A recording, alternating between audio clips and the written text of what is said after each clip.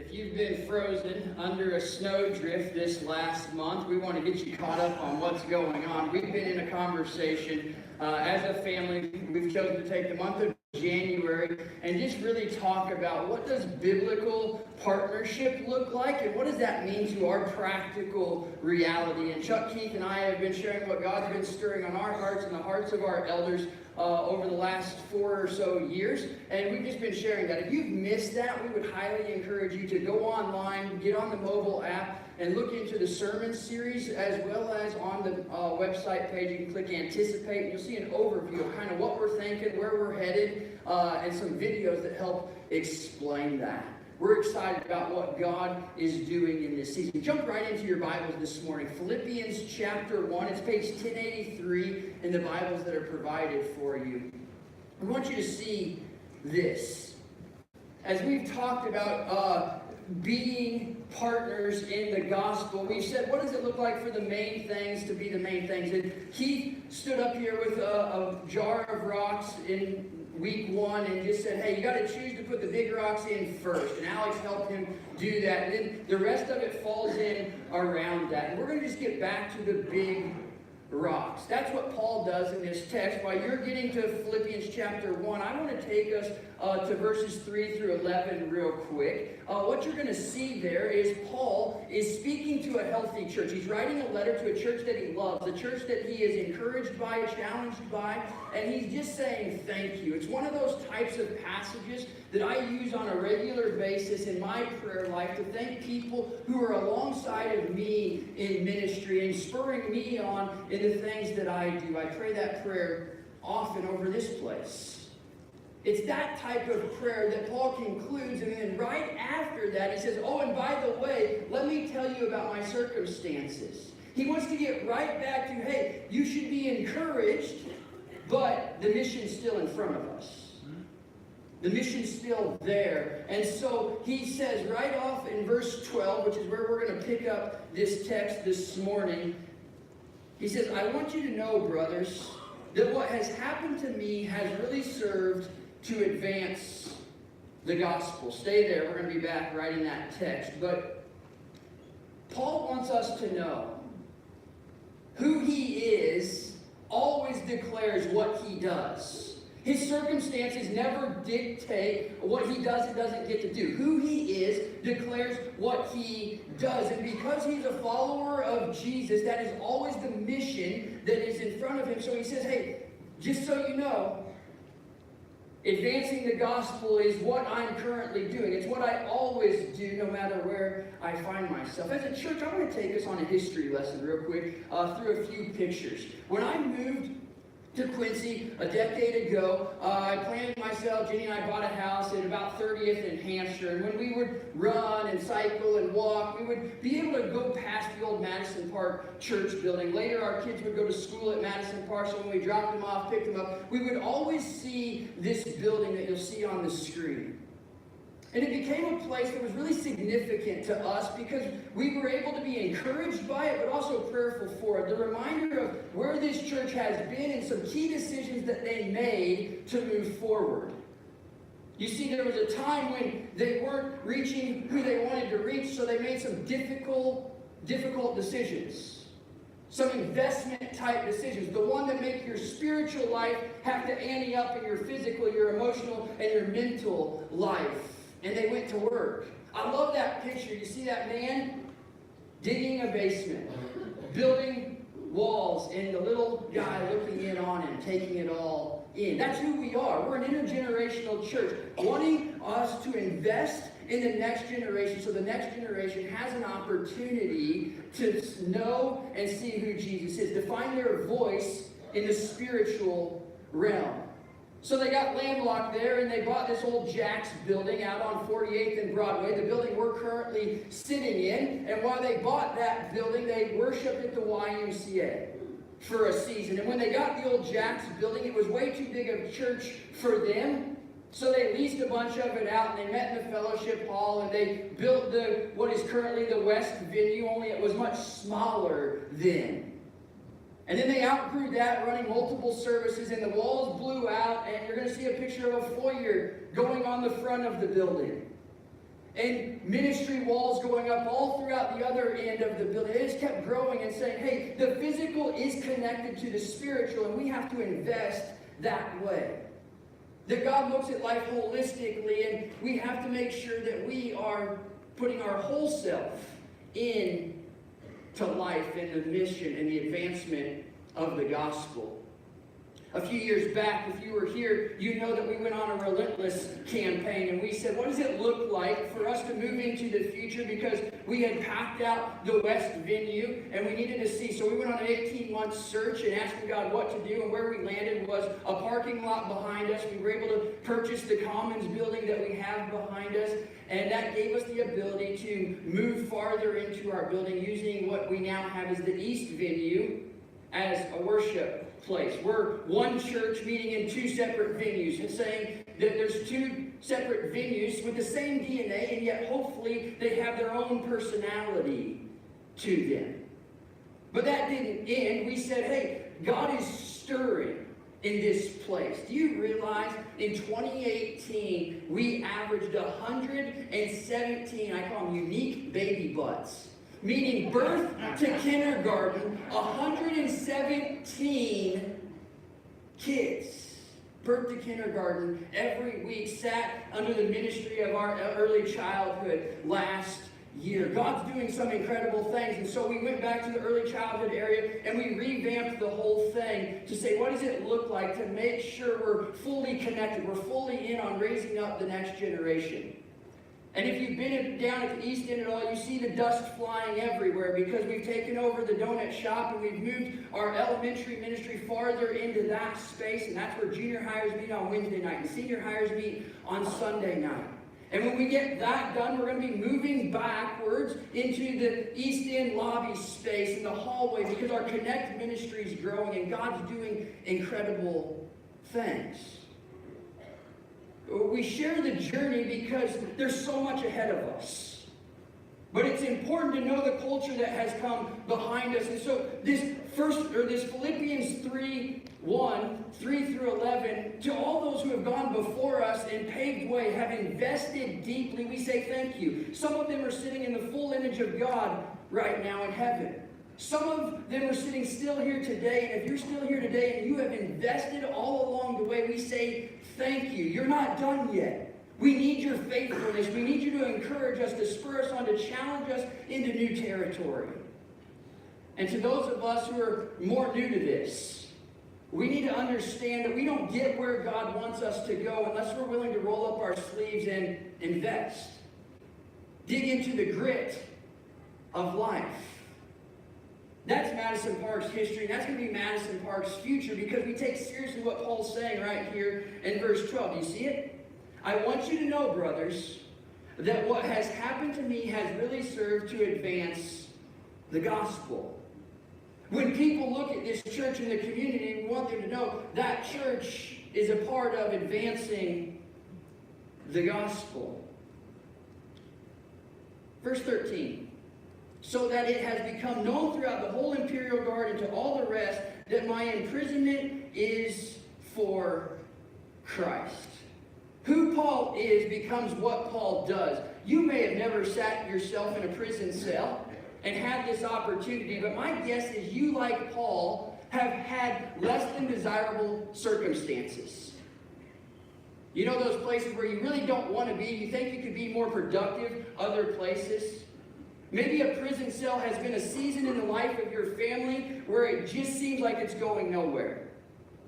Maybe it's work that's more draining than it is fueling. Maybe you're on a college campus where it seems more dark than it is light. Maybe you are sitting in junior high or high school and this learning thing doesn't seem to be real practical, but rather a waste of your time. Paul doesn't look at his less than desirable circumstances and stop. He finds himself imprisoned. And what happens? The text tells us that the whole imperial guard knows who Christ is now. Not some of them, not his cellmate, everybody in the imperial guard, because Paul finds himself in prison, everybody knows who Jesus is. That's what it looks like to advance the gospel, where do your circumstances find you? And where you are, do people know who Christ is? But it's not just about those who are in the Imperial Guard, the prison system, and those who work for it. There's something that happens to those that are outside, that those who are witnessing Paul's testimony. Look at verse 14. And most of the brothers, having become confident in the Lord by my imprisonment, are much more bold to speak the word without fear. This is one of the reasons we love partnership. Because partnerships should strengthen us. They should embolden us. And because what Paul's doing in prison, those who are outside of prison are saying, man, if the gospel can move forward there, what would it look like in my desirable circumstances for the gospel to move forward, for doors to be opened?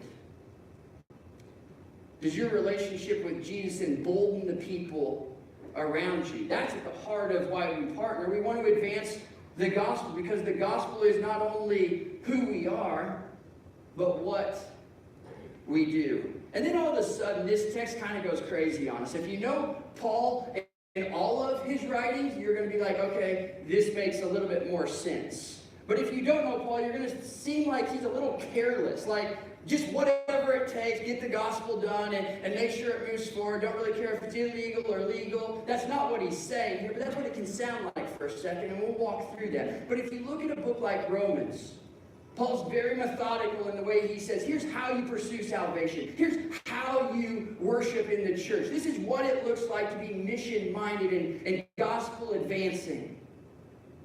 But in this text, verse 15, follow along. So indeed, preach Christ. Some indeed preach Christ from envy and rivalry, but others from goodwill. The latter do it out of love, knowing that I am put here for the defense of the gospel. The former proclaim Christ out of rivalry, not sincerely, but thinking to afflict me in my imprisonment. What then? Only that in every way, whether in pretense or in truth, Christ is proclaimed. In that I rejoice. Paul's just incredibly vulnerable here. He lets humanity speak into the text. These aren't perfect circumstances because we're not perfect people, right? And so Paul, looking at this, says, the perfect way to do this is to do it God's way. And if you do it God's way, it's done righteously, justly, lovingly. But we're human. We have egos. We have preferences. And sometimes those things show up and they cloud what actually happens. And Paul says, but even in those moments, I just want you to know we're about advancing the gospel. What Paul's saying is, I'm going to take it on the chin a little bit here. People are actually picking at me, but if it's moving the gospel forward, so be it. Let's go. And in a world that is so divided, I think these words are really, really encouraging and necessary. You and I live in a winner-loser culture, right? You and I live where no matter what it is, there's always sides. There's a left wing and a right wing. There's a Republican and a Democrat. There's a rich and there's a poor. There's a black and there's a white. And the divisions just keep going on. And so oftentimes these things get in the way. And Paul wants us to hear something loud and clear.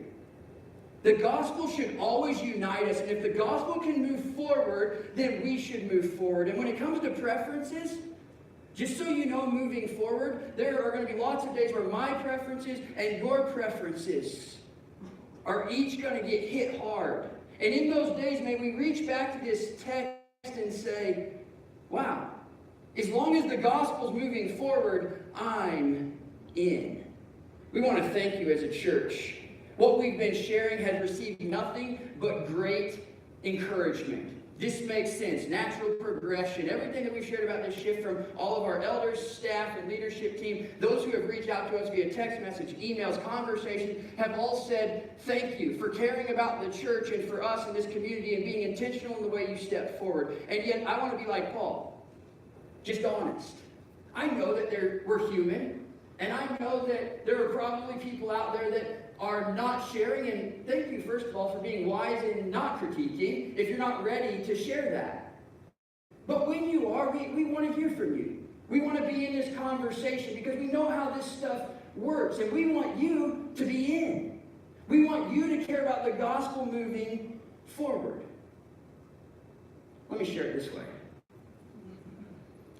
New Year's Eve, Jason Southward and Stephen Mayfield were throwing a big New Year's Eve party for all of our junior and senior hires, and I got the luxury of just showing up and being among some of my friends. And so I was there, and this student came up to me, and I have high regard for this student because he's just honest. He's real, he's authentic. Whatever he's thinking, you're going to know it, and I appreciate that about him.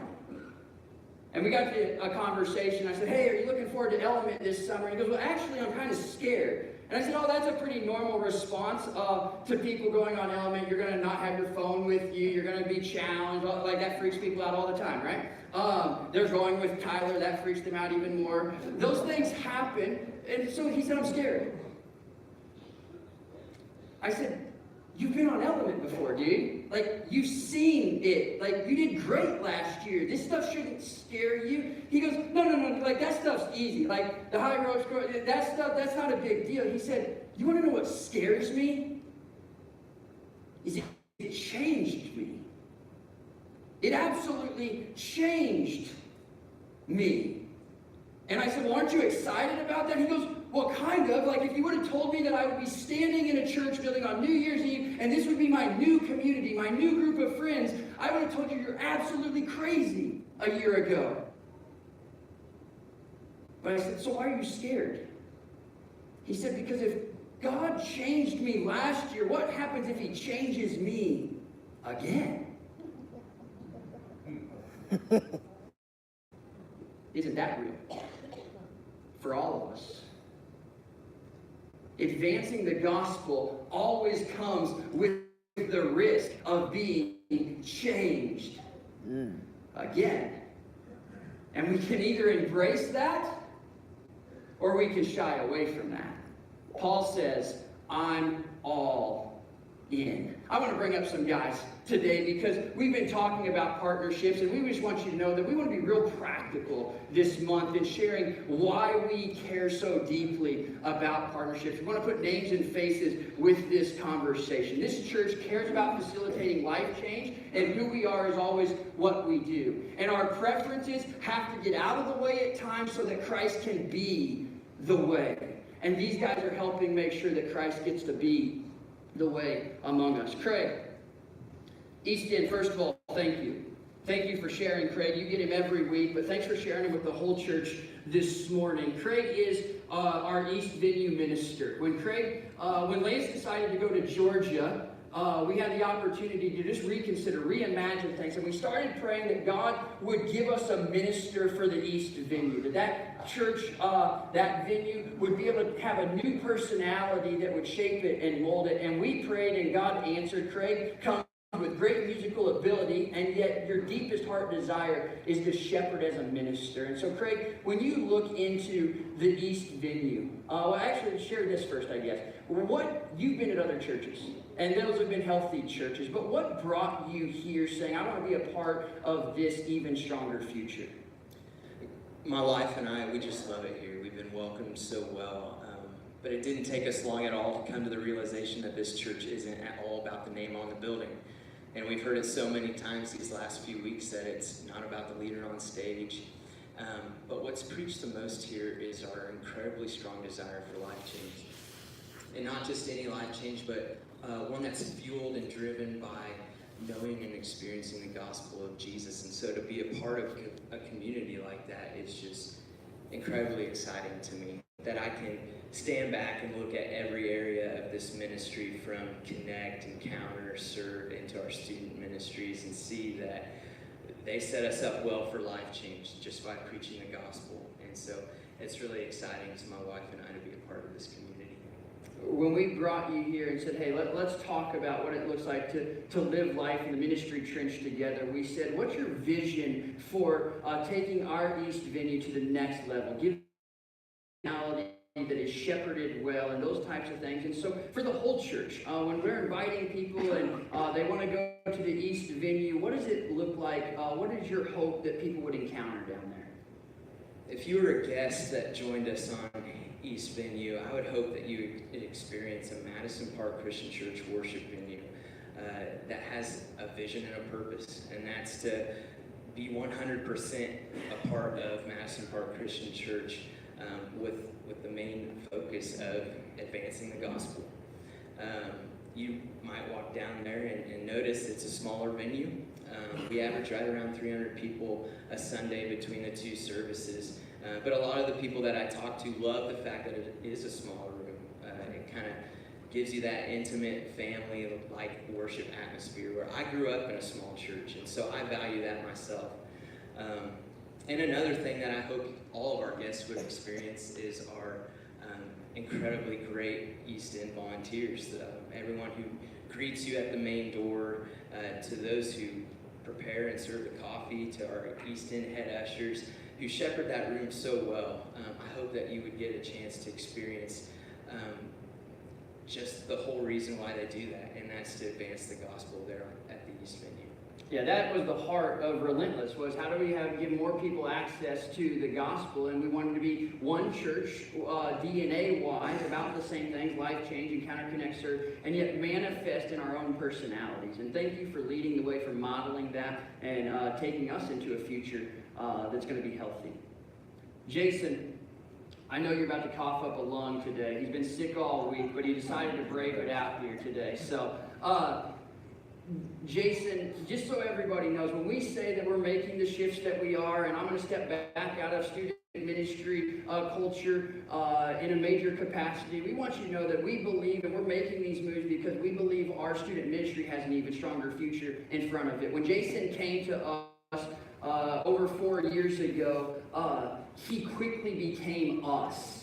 And he has grown and molded his own self, his ministry, and Jason is going to now oversee all of our student ministry from the junior high vantage point. We've brought in Stephen Mayfield, who's doing an incredible job focusing in on senior hires, but Jason's going to oversee all the staff and our culture in student ministries, and I'll be here more than willing to work alongside of him and to help him in that. But Jason, what does it mean to oversee that and to have that opportunity?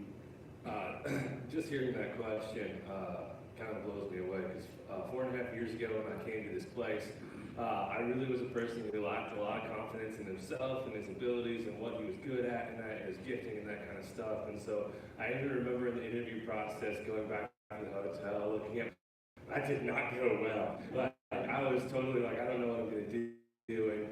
And then I fell in love with student ministry, and I fell in love with students and families and the opportunities that I was getting to be around them.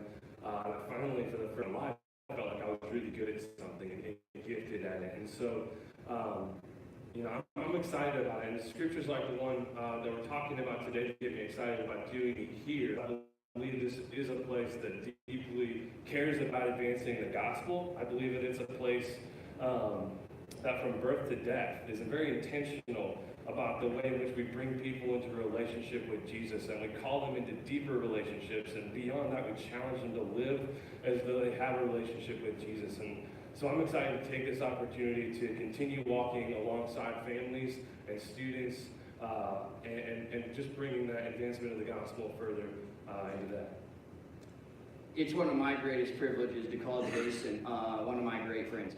I'm proud of who he's becoming, who he is, and where he's going to take this ministry. And I'm in his corner cheering him on in big ways, because, church, your staff is not exempt from the need to experience life change. I hope you hear that. Jason walked in here believing he was called to ministry, and then having to trust God to embolden him with the confidence. And as we share life together, like the text tells us, our witness bears testimony, and we get emboldened because of other people's faithfulness and their abilities to do things. And Jason is a prime example of taking us to the next level because he's experienced it himself.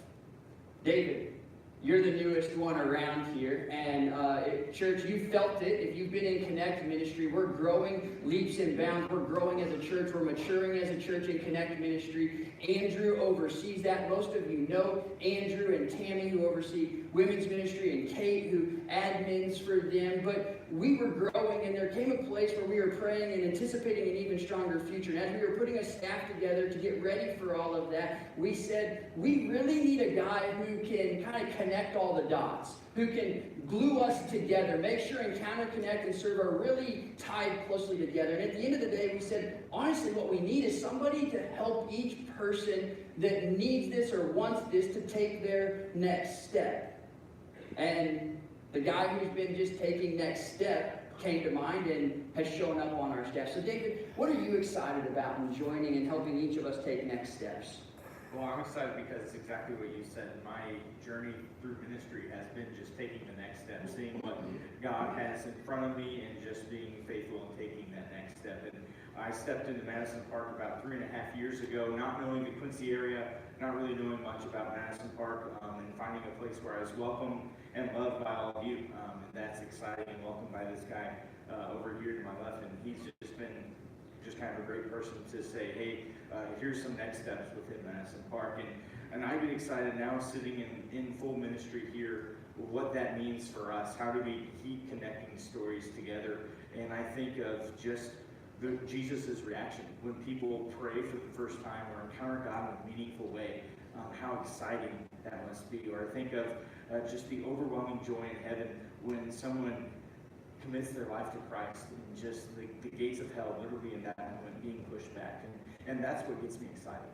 And so I think of how do we do that here? How do we connect people? And in snapshots that we saw last week in a video of someone greeting at a door or holding a crying baby, or we see in the community serving at places like Horizons or Team Reach, where those snapshots are advancing that gospel forward through people here at Madison Park, which is very exciting. And then you get to see some of those snapshots come together. As next steps progress, we see people that are door greeting and inviting people. And if you're coming here for the first time, you're often being greeted by someone that was in your exact same shoes 6 to 8 months ago, because they're just faithfully taking the next step. And then you get another snapshot of someone striking up conversation over coffee or bringing their kids back to our student ministry areas. And they are connecting and doing life together. And even more so, the next snapshot of being in a connector and really experiencing life together, because that's what it's all about, being together as a unit. If it was just up to you or me here, we would quickly raise the white flag, and we are in it together, and we're advancing the gospel together. When we look at this text and we look at the series that we've been in on partnership, we always need to make sure that there's names and faces with this conversation. We wanted there to be names and faces for you in this conversation. And honestly, our hope in the seasons to come is that you'll pull up a bar stool and you'll figure out where your name and face best fits to do ministry moving into our future. Because do you hear what Paul's saying? Hey, I love what the church is doing.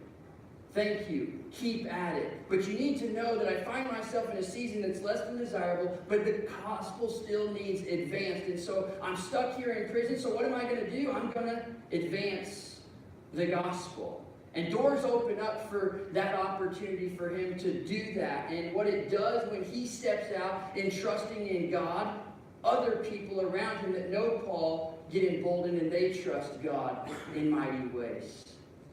And then I love where Paul goes. He says, and then we can honestly be vulnerable with each other. Then we can honestly get real and say, hey man, like this hurt, that hurt, this is vulnerable, this is, but guess what? Rather than dividing, let's unite and make sure the gospel is in front of us. And that is what this whole conversation has always been about, is making sure that the gospel gets advanced. And so Craig, would you just lead us around what Jesus has done to allow the gospel to be the main thing? The gospel is the main thing here this morning. It's why we gather, it's why we worship, and every week we come into this moment where each of us as individuals can think about how the gospel has impacted us, how it's changed our lives. Where we can reflect on the fact that Christ looked at a broken world that was separated from his Father and dead in their sin, and he says, I'm going to redeem you. I'm going to make you new by sending my Son who knew no sin to become sin for us and hang on the cross and endure an incredible punishment for us. And so in this moment, together as the church, we celebrate this fact. And if you look around the room this morning, we have tables set up, communion stations, where you can partake in communion, where we take the cracker and we take the juice that represents Jesus' broken body and his shed blood. And so I encourage you, go forward with your friends and family and celebrate this together. Let's pray. Father, we come here as the church and just have thankful hearts. And we look at what you did through Jesus on our behalf and we say thank you. And so, Father, in this time as we celebrate with friends and family, maybe even with strangers in this room, Father, would you be glorified as we spend time in your presence and as we say thank you.